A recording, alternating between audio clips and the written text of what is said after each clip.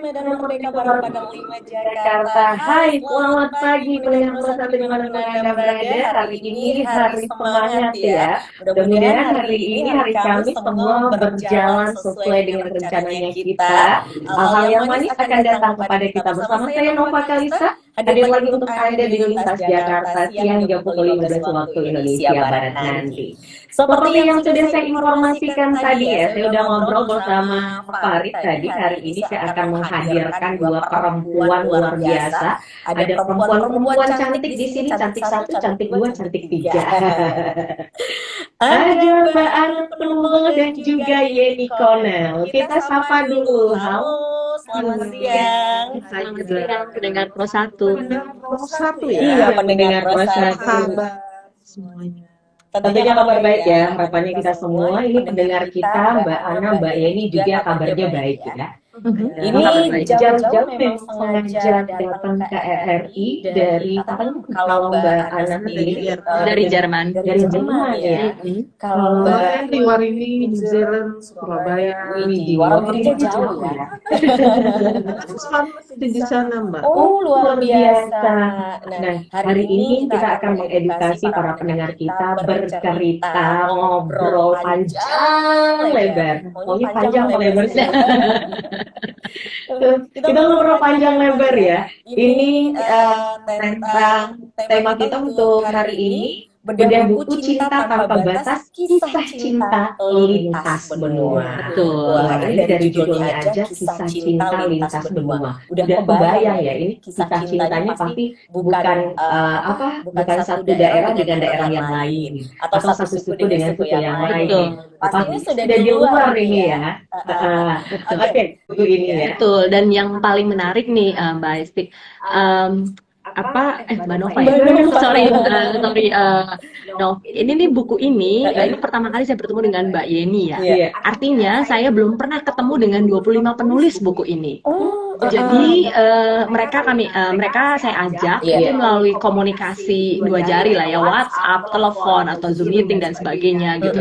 Bahkan dengan Mbak Yeni saya kontak-kontakan, saya dari Jerman, Mbak Yeni di Surabaya, untuk mau nggak ikutan menulis buku gitu ya. Jadi ini yang menarik karena kami memanfaatkan situasi pandemi untuk melakukan sesuatu yang produktif gitu ya, dan mendokumentasikan pengalaman kami beradaptasi dengan dunia budaya baru, negara baru, dan juga dengan warga negara asing yang selama ini menjadi keseharian kami begitu. Luar biasa. Oke, baik. Kita kupas sedikit demi sedikit ya. Saya ke Mbak Ana dulu. Wanita itu apa sih? Iya, Ruanita ini sebenarnya kepanjangan dari rumah aman kita. Rumah aman kita dalam arti ini menjadi wadah komunitas orang-orang Indonesia yang ada di mancanegara. Dan memang kami memanfaatkan dunia digital untuk bisa terhubung satu sama lain. Basisnya di Jerman, tetapi tidak melulu untuk orang Jerman atau Eropa minded. Jadi kami sekarang sudah mulai membuka peluang untuk teman-teman di Asia, di Amerika atau Kanada, dan juga ada juga di Australia dan juga di Afrika.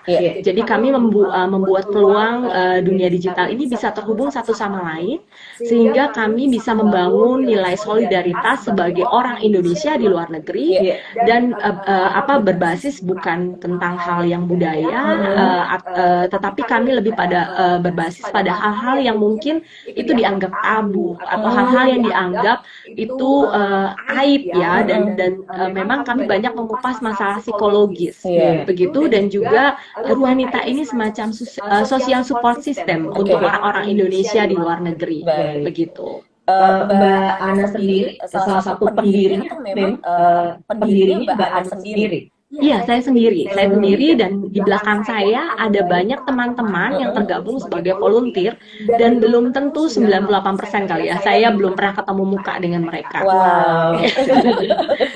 Jadi belum memanfaatkan dunia digital, betul.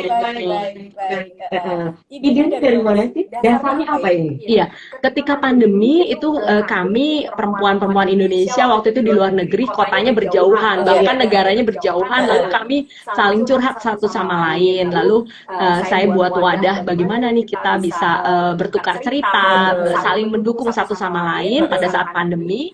Lalu saya pikir kenapa tidak kita mendokumentasikan ini dan membuat ini menjadi lebih reguler. Oke. Akhirnya muncul komunitas wanita ini, dan saya pikir kita mengangkat hal-hal yang selama ini malu ya untuk diceritakan. Misalnya masalah psikologis, kesepian. Itu mungkin sepele ya kalau di Indonesia tidak terasa karena tetangga juga dekat ya. Kalau di luar negeri habis diboyong suaminya, Budayanya beda, betul, kebiasaan beda. betul. Ternyata setelah menikah mengalami kesepian. Iya. Atau juga masalah parenting, kami juga banyak membahas bagaimana mengasuh anak. Mungkin kalau di Indonesia tidak perlu memikirkan bagaimana perkembangan bahasa anak. Iya, betul. Tapi kalau di luar negeri, bapaknya ngomong apa, ibunya ngomong apa, sehari-hari dia ngomong apa gitu kan. Nah, itu juga hal-hal yang sederhana, tetapi kami kupas. Luar gitu. biasa. Itu. Oke, baik. Baik, kita tinggal wanitanya sebentar. Saya mau ke Mbak Yeni. Mbak Yeni, awal mulanya tertarik dengan proyek ini seperti apa? Ya waktu itu kan Mbak Ana menghubungi saya, mau nggak nulis bukunya apa gitu ya, pengalaman bagaimana menikah dengan pria asing. Nah karena ini penulisnya ada 25, jadi saya tanya dong sama Mbak Ana, saya nulis bagian apa? Satu buku ini 25 penulisnya. Jadi sebetulnya kalau yang membaca buku ini sebetulnya tuh apa ya, saya bilang worth it lah, karena ini benar-benar true story, jadi kisah nyata. Iya, betul. Real ya. Kisah nyata Iya. yang ditulis oleh 25 perempuan Indonesia yang menikah dengan pria asing. Saya tanya Mbak Ana, saya nulis bagian apa? Pasti 25 itu ceritanya beda-beda. Iya, betul. Nah, pengalamannya apa? Saya cerita ke Mbak Ana bahwa di sini tulisan saya tentang my future husband. Iya. Jadi ini adalah pernikahan saya yang kedua. Kebetulan pernikahan pertama dengan pria Indonesia, kemudian saya divorce dan saya menikah lagi, bertemu dengan pria berkebangsaan New Zealand, dan saya bertemunya di dating site. Jadi Mbak Ana bilang, ya udah kamu tulis aja pengalaman bagaimana. Iya Mbak, karena di situ tuh ngeri gitu ya, karena banyak scammer, banyak banyak hal-hal yang tidak terduga lah di sana, dan kita harus hati-hati sekali memilih pasangan di dating site itu. Oke. Karena banyak korban. Iya, benar. Soal uang dan sebagainya. Benar. Saya yang udah lumayan pengalaman di dating site sekitar 4 tahun, akhirnya saya ketemu dengan suami yang sekarang. Itu udah banyak pengalaman di situ. Nah, itu yang saya tulis. Oke. Jadi ini rata-rata penulis yang ada di sini menuliskan pengalaman mereka masing-masing menikah dengan beda negara. Betul, beda benua bahkan. Jadi memang kami semuanya itu beda benua. Jadi Australia, Amerika, atau Eropa. Memang kami waktu itu berusaha mencari yang Asia untuk yang di warga negara Asia asing, tapi yang tinggal di benua Asia gitu ya, atau dari benua Asia, tetapi kami tidak menemukan. Akhirnya kami sortir, ya udah, jadinya kisah cinta lintas benua, dan memang dari perempuan Indonesia benuanya berbeda, bertemu jodohnya gitu. Tapi perempuan yang ada di buku ini adalah semuanya perempuan Indonesia. Betul. Masalahnya gini, banyak perempuan Indonesia yang menikah, tapi Betul. tidak semuanya bisa menulis. Betul. Nanti guidance ya sama timnya Mbak Ana, Benar. kuratornya. Iya, betul. Nulisnya apa ya? Mulai dari mana? Tidak semuanya bisa. Iya. Oke, baik, luar biasa. Jadi mesti harus dibaca ini ya, Cinta Tanpa Batas, Kisah Cinta Lintas Benua ini harus dibaca ini. Betul. Ada beberapa pengalaman perempuan di sini ya. Baik, pendengar Pro 1, Anda boleh bergabung bersama kami di 081212349912 ya. Silakan jika Anda mau tanya-tanya atau juga boleh langsung ke line telepon kami di 0213440999. Nanti kita akan kembali lagi 91,2 FM Pro 1 dari Jakarta akan menginspirasi. Sebelum kita lanjut lagi ngobrol bersama dua orang perempuan yang super luar biasa ini. Pro 1, kita kembali ngobrol di sini ya bersama Anak Nobel dan juga Yeni Connell ya. Kita nanti ngobrol lagi tentang buku Cinta Tanpa Batas dan juga tentang Ruanita. Baik, saya ke Mbak Ana lagi ini. Mbak Ana, di mana saja pusat dan lokasi Ruanita ini? Dan siapa sih yang disebut Ruanita itu? Ya, jadi sebenarnya Ruanita ini kami berbasis di Jerman. Dan memang sebagian besar teman-teman Indonesia yang ada di Jerman untuk menggelar berbagai program kami. dan juga teman-teman itu tidak hanya pelaku kawin campur, tapi mereka yang mahasiswa atau mereka dari berbagai profesi, mereka bisa bergabung dan memang kami tidak ada registrasi atau tidak ada iuran dan mereka bisa mengklaim diri mereka sebagai bagian dari Ruanita atau volunteer. Kami bekerja secara sukarela dan di mana saja kami bisa mengatakan bahwa Ruanita ada di mana saja sekarang dan mereka ada di luar negeri ya, mereka di mancanegara dan kami berusaha merekrut mereka untuk berbagi cerita-cerita baik atau praktik baik yang bisa kami bagikan untuk menginspirasi dan siapa punya apa, artinya misalnya ada yang punya pengalaman, misalnya punya keahlian, misalnya dia sebagai seorang psikolog, misalnya dia bisa berbicara tentang sesuatu hal, misalnya tentang autisme misalnya. Lalu ada seorang ibu yang punya anak autis, dia bisa bercerita pengalamannya sebagai ibu. Ada yang lain misalnya. Jadi mereka saling berbagi satu sama lain, tidak hanya cerita, tapi keilmuan atau tentang apa yang mereka bisa lakukan untuk wanita. Lalu kita bisa kembangkan misalnya, oh saya suka untuk kreatif, untuk media, mereka juga bisa bergabung di Ruanita karena kita juga punya berbagai program, ada podcast juga.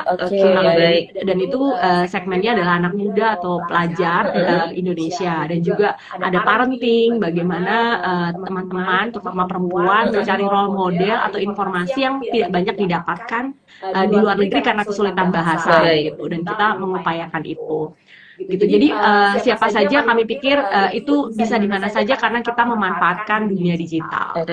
Ruang ngobrolnya di mana ini, Ruanita ini? Iya, jadi kami punya beberapa program, kayak tadi program online counseling, kami ada seminggu 2 kali dan itu mereka harus mendaftar dulu untuk ketersediaan slot waktu untuk teman butuh cerita. Begitu. Lalu selain counseling kami punya beberapa setiap program bulanan itu pasti ada kayak webinar, diskusi virtual yang biasanya kami juga mengundang dari perwakilan pemerintah Indonesia di luar negeri untuk berbicara mengenai kebijakan atau standar yang berlaku sesuai dengan tema. Misalnya tema tentang KDRT. Bagaimana standar perlindungan WNI di luar negeri, terutama untuk teman-teman perempuan. Nanti kami undang dari psikolog, kami undang penyintas korban KDRT yang mau berani declare, berani bercerita. Begitu. Jadi tiap bulan kami punya tema-tema. Untuk bulan September ini misalnya kami mengadakan webinar tentang Alzheimer dengan komunitas Alzi yang ada di Nederland dan di Jerman, dan juga kami mengundang KJRI, misalnya KJRI Frankfurt yang kami undang untuk mereka bercerita bagaimana bentuk dukungan pemerintah Indonesia terhadap kelompok senioran atau kelompok senior lanjut usia. Luar biasa. Itu contoh-contohnya. Jadi tiap bulan biasanya kami punya tema-tema tertentu, bisa menginformasi untuk bisa berbagi. Begitu. Anggotanya berarti wanita di seluruh dunia? Ya, sebenarnya tidak saja perempuan, betul. Tapi mungkin begini, pendengar Pro 1 mungkin bisa membuka Instagramnya Ruanita Indonesia, nanti di situ paham. Ada banyak sekali program-program. Baik. Semua orang bisa bergabung. Semua orang siapa saja ya. Tidak ada registrasi dan sebagainya. Oke, baik. Nah, terkait dengan buku Cinta Tanpa Batas, mengapa Mbak Ana tertarik untuk mendokumenkannya? Iya, karena menurut saya ingin lebih banyak orang-orang yang tidak terlalu paham tentang tema kawin campur ini bisa lebih memahami lebih dalam, terutama untuk hal-hal yang tidak diangkat di narasi publik atau mungkin media lebih banyak mengangkat hal-hal yang meromantisasikan kehidupan di luar negeri. Misalnya, di luar negeri itu ternyata indah ya kehidupannya dan sebagainya. Oh, menikah dengan warga negara asing ternyata enak ya dan sebagainya. Nah, dalam buku ini memang ada cerita yang indah, tetapi banyak juga cerita yang tidak indah. Ada cerita yang romantis, tapi juga ada cerita yang tragis. Dan saya mau menginformasikan bahwa tidak semuanya yang di luar negeri itu tampak indah. Ada masalah-masalah di sana, ada persoalan yang tidak mudah kita pahami. Mungkin kita di Indonesia tidak melihat itu. Contoh misalnya kesepian, begitu. Atau contoh misalnya hal-hal yang kita anggap misalnya KDRT gitu ya, kita menganggap tidak mungkin terjadi pada pelakunya adalah warga negara asing misalnya. Padahal itu terjadi misalnya. Dan kita mengangkat hal itu atau mengangkat hal tentang perpisahan. Baik. Bagaimana perempuan Indonesia ini struggle berjuang untuk menghidupi anaknya dan sebagainya. Oke. Begitu. Boleh cerita garis besarnya tentang buku Cinta Tanpa Batas ini? Iya, buku Cinta Tanpa Batas ini ditulis oleh 25 perempuan yang memang kebetulan akhirnya perempuan. Sementara saya sudah mengajak yang teman-teman pria, tetapi memang sulit buat mereka. Seperti yang dibilang Mbak Yeni, tidak semua orang punya kapasitas menulis. Betul. Lalu juga mereka tinggal di 12 negara. Untuk teman-teman ini semua ada di 12 negara, kebanyakan di Jerman. Dan mereka menuliskan cerita yang tidak semua sama. Seperti Mbak Yeni, dia bercerita tentang dating apps yang sudah mulai marak untuk menemukan pria warga negara asing atau pasangan hidup warga negara asing yang ternyata itu tidak mudah. Lalu ada cerita-cerita dari yang indah, bagaimana membuat dokumen untuk tinggal bersama dengan pasangan hidupnya, sampai dengan masalah-masalah psikologis, masalah-masalah misalnya pengalaman melahirkan. Kita tidak berpikir pengalaman melahirkan seperti di Indonesia, enggak. Ada hal-hal yang menarik yang kita tulis di sini, yang ditulis sama teman-teman. Ada lagi pengalaman rasismus, diskriminasi, rasis gitu ya. Kita tidak pernah berpikir bahwa itu terjadi di luar negeri, tapi ada gitu kan. Itu contoh. Atau misalnya ada lagi perbedaan kultur. Kita memandang ternyata hidup di sana itu indah ya. Ada hal-hal di mana kita bisa melihat perbedaan kultur itu sangat membuat orang-orang tidak mudah untuk beradaptasi dengan masalah-masalah itu, terutama masalah-masalah psikologis. Begitu. Baik. Kekuatannya apa nih di buku ini? Dari penulis sendiri, Mbak Yeni, kekuatannya apa? Interestnya apa nih? Interestnya sih berbagai cerita yang sebenarnya kita nggak tahu. Jadi kan mereka tersebar di sekitar 12 negara. Jadi kalau boleh saya sebutkan di sini, ada yang di Denmark, Belanda, di Turki, Jerman, kemudian ada yang tinggal di Singapura juga, Australia, kemudian Norwegia juga, Spanyol, Swedia. Kemudian ya daerah-daerah itu Australia ya, di Australia juga. Nah itu dari cerita-cerita mereka yang saya juga baru membaca di sini, karena kan sebelumnya kita nggak pernah ketemu nih. Gitu ya. Buku ini udah jadi, juga membaca cerita mereka. Seperti yang kemarin saya banyak cerita teman yang tinggal di Swiss, itu kan negara yang sangat indah. Ternyata dia mengalami rasis di sana. Datang dari belanja terus dilempari orang karena Asia ya. Nggak tahu. Ya, betul. Padahal kelihatannya kamu senang ya. Aman-aman aja ya. Betul. Nggak tahu di sana rasis cukup tinggi dan kita harus melewati itu. Oke. Kemudian juga ada banyak kok Mbak kisah-kisah di buku ini. Jadi yang penting juga kita mempersiapkan culture ya, budaya yang berbeda. Betul. Karena ya seperti biasa kalau pacaran kan selalu terlihat indah. Benar. Ketika benar-benar kita diboyong ke negaranya, itu sesuatu yang sangat Akan ada beberapa hal yang hilang gitu ya. Ya itu yang orang sebutnya sebagai culture shock. Kita siap. Nah, seperti yang Mbak Ana sampaikan bolak-balik, kita harus pelajari dulu sebelum menikah dengan orang mana. Misalnya, saya menikah dengan orang New Zealand. Ya, di Google sekarang kan banyak banget. Benar. Apa sih budayanya mereka? Siapa sih sukunya? Ternyata di sana ada suku Maori dan saya juga nggak ngerti kenapa kok di sana nama-nama jalan tuh aneh gitu. Di tempat suami saya tinggal, Wangaparaoa gitu kan aneh ya nama jalan itu karena ada suku Maori di sana, kebiasaannya apa dan lain sebagainya. Dan juga Mbak juga di buku ini juga mengingatkan pada para perempuan yang mengambil keputusan untuk menikah dengan pria asing, pelajarilah hukum di negara itu. Nah kebetulan suami saya ini suka cerita gitu dan dia menceritakan semua tentang hukum di sini begini.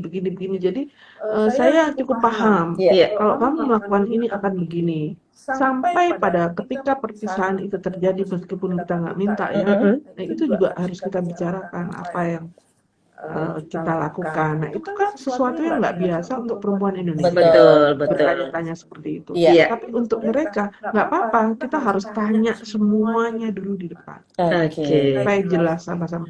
Nanti akan nggak enak di belakang kalau ada masalah. Iya, benar-benar. Setuju. Baik, pendengar Pro 1 ini menarik ya. Isi bukunya juga menarik, banyak mengedukasi juga, bercerita tentang pengalaman. Nah, ini bisa mungkin dijadikan dasar atau basic bagi perempuan-perempuan Indonesia yang ingin menikahi pria-pria bule istilahnya ya. Ini kan Mbak Yeni juga menulis pengalaman pertemuan dengan suami di usia yang tak lagi muda. Iya. Pesan apa sih sebenarnya yang ingin Mbak Yeni sampaikan di sini? Saya tuh saya menjadi single parents itu cukup lama ya.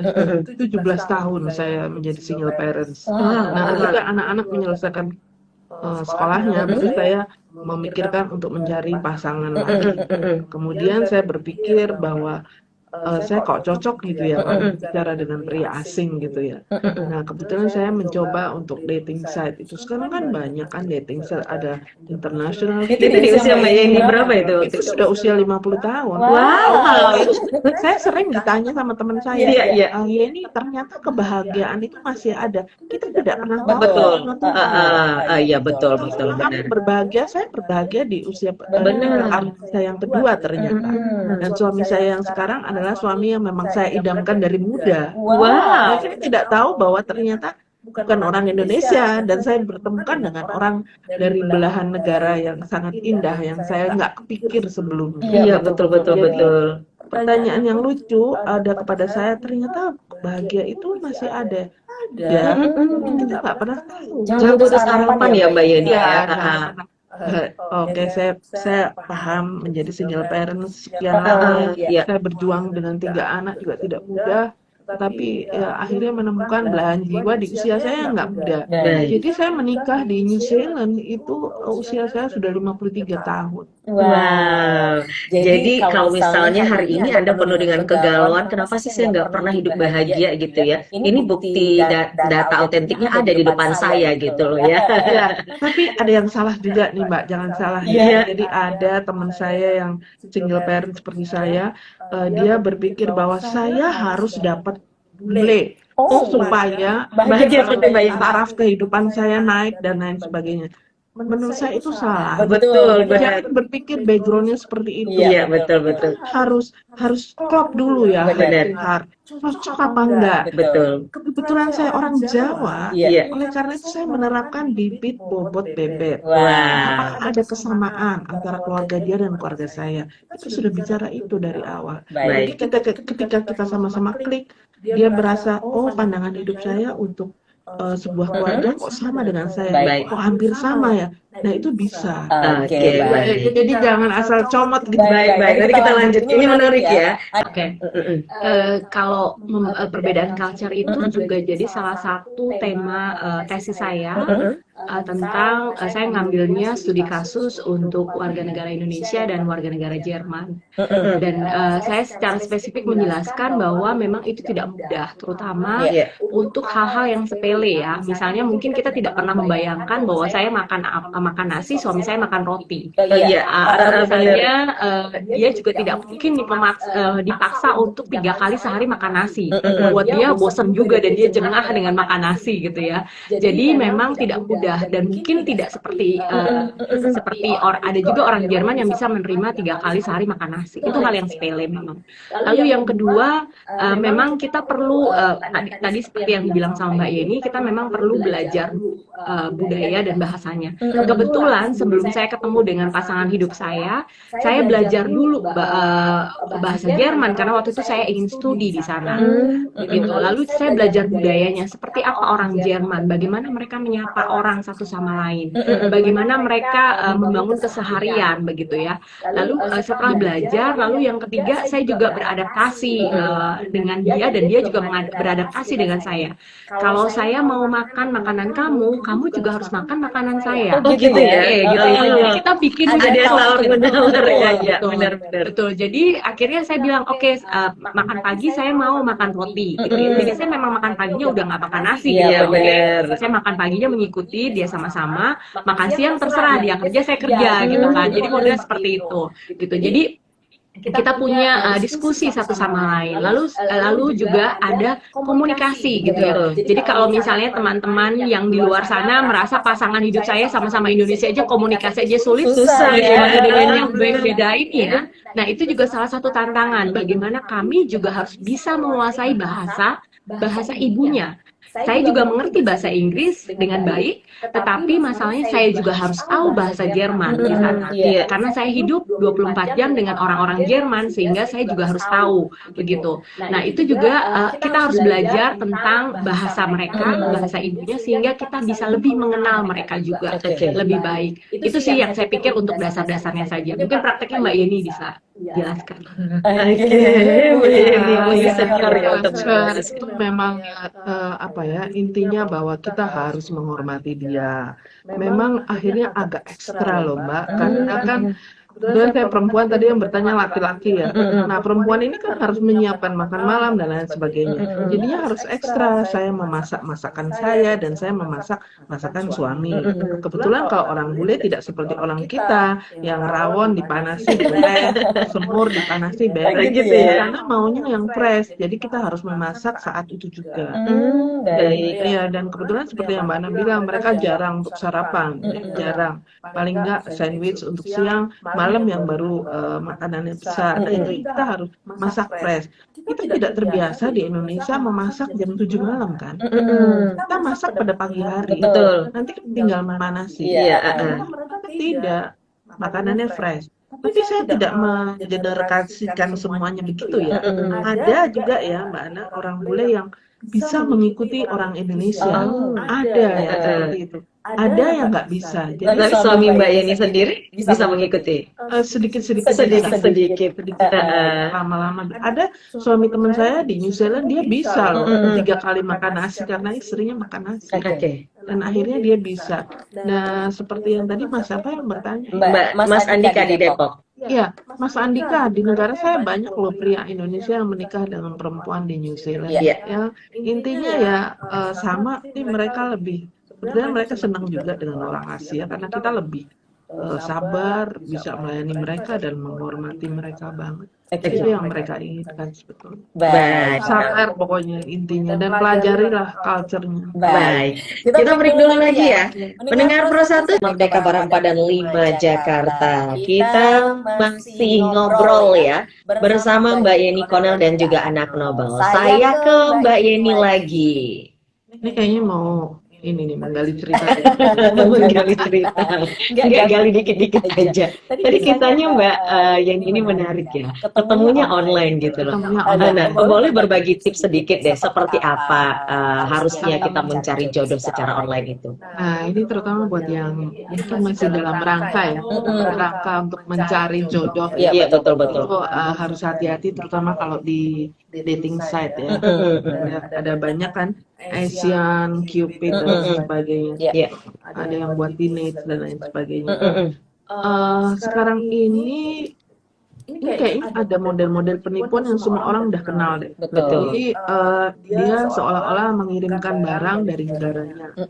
Mengirimkan barang, dia bilang, saya akan mengirimkan emas, barang berharga dan lain sebagainya, akan dikirim ke kamu ke Indonesia, tolong nanti diterima. Nah, kemudian setelah itu nanti akan ada orang yang menelpon kita. Betul. Dan sorry to say, biasanya ini orang-orang yang bisa berbahasa Indonesia. Oh. Tapi dari logat bahasanya, sekarang saya juga pernah kena. Mereka translate. Mereka bukan translate, mereka orang-orang yang tinggal di Malaysia. Oh. Jadi kan bahasanya tuh logatnya, dia bilang, ini barangnya kakak sudah ada di Malaysia, tetapi kita tahan karena yang mengirimkan tidak membayar pajak. Jadi tolong dibayar pajak dulu sekitar 8 sampai 10 juta, ada yang 15 juta. Karena kalau orang tidak mengerti bahwa itu penipuan, dia akan transfer loh Mbak. Transfer. Ternyata itu penipuan. Banyak sekali orang yang seperti itu. Pokoknya kalau tips saya, jangan pernah percaya kalau sudah menyangkut soal uang. Kalau di dating site, kalau pasangan Anda mulai berbicara soal uang, itu tidak benar. Karena kalau orang yang benar, awalnya tidak membicarakan uang. Betul. Dan kalau memang dia niat, biasanya pasangan yang datang ke Indonesia dulu, Dia yang akan atau menemui kita, ya. dia menemui kita, atau dia tidak banyak tanya, dia akan mengirimkan tiket dan lain sebagainya, mengundang kita untuk datang ke sana, dan dia sebagai sponsor. Baik. Itu kalau orang niat ya. Betul, betul. Jadi harus hati-hati banget gitu. Baik, baik. Jangan asal karena pengen hitsnya ya, eksistensinya, tinggal di luar negeri itu dapat suami bule ya Mbak ya. Sampai di sana juga akan banyak permasalahan, Iya, karena tinggal di luar negeri itu kan untuk living cost-nya tidak murah. Betul. Jadi kita harus bekerja, kita harus ada kontribusi kepada suami dan lain sebagainya. Nggak bisa enak-enak dan nggak ada pembantu loh ya. Baik. Mbak Ana, apa yang ingin dibagikan kepada teman-teman perempuan Indonesia yang ada di Indonesia dan mancanegara? Iya, yang untuk teman-teman yang ada di Indonesia, apapun pilihan teman-teman untuk tinggal di mancanegara, baik itu studi, bekerja, atau menikah, jadi tolong pelajari dulu budaya, itu sangat penting karena kita bisa tahu seperti apa keseharian mereka supaya tidak salah. Lalu juga bahasa, tidak hanya mengandalkan bahasa Inggris, terutama untuk negara seperti saya misalnya tidak bahasa Inggris dalam keseharian hidupnya begitu. Lalu juga pelajari juga hukum-hukumnya, terutama kadang teman-teman ini tidak tahu visa apa yang didapat. Jadi misalnya lihat lagi visanya, kalau hanya visa turis berarti teman-teman tidak bisa bekerja dan jangan sekali-sekali mencoba bekerja ilegal. Karena nanti kalau kedapatan teman-teman bisa daftar hitam misalnya atau deportasi dan sebagainya. Lihat lagi haknya dalam visa itu, misalnya kalau kita tinggal dengan pasangan, apakah saya bisa bekerja begitu, karena memang tiap negara di Eropa terutama punya kebijakan masing-masing, tidak serta-merta orang tuh bisa bekerja misalnya dengan pasangan hidupnya misalnya. Jadi lihat lagi apa hak yang saya dapat, misalnya sebagai istri atau sebagai pekerja atau sebagai mahasiswa. Misalnya untuk di Jerman mahasiswa punya standar khusus untuk misalnya mereka mencari pekerjaan sampingan, mereka tidak boleh melebihi gaji di atas mini jobs misalnya seperti itu. Atau misalnya untuk menikah dengan warga negara asing, apa hukum-hukumnya? Karena jangan sampai teman-teman mengalami masalah-masalah seperti KDRT, masalah ditinggalkan dan sebagainya, teman-teman tidak tahu hukum-hukumnya dan hak apa yang saya dapat. Misalnya hak untuk mendapatkan pelajaran bahasa gratis misalnya, atau tadi hak bekerja, teman-teman juga mungkin bisa dapat hak untuk melanjutkan studi atau kursus dan sebagainya. Baik, harus dipelajari dulu, jangan nanti terjadi permasalahan ya. Baik, Mbak An dan Mbak Yeni sukses selalu, sehat selalu, bahagia selamanya. Terima kasih juga sudah hadir bersama kami di sini ya. Terima kasih pendengar Pro 1. Baik, pendengar Pro 1, demikian tadi ngobrol singkat saya bersama dua perempuan luar biasa, Ana Knobel dan juga Yeni Connell ya.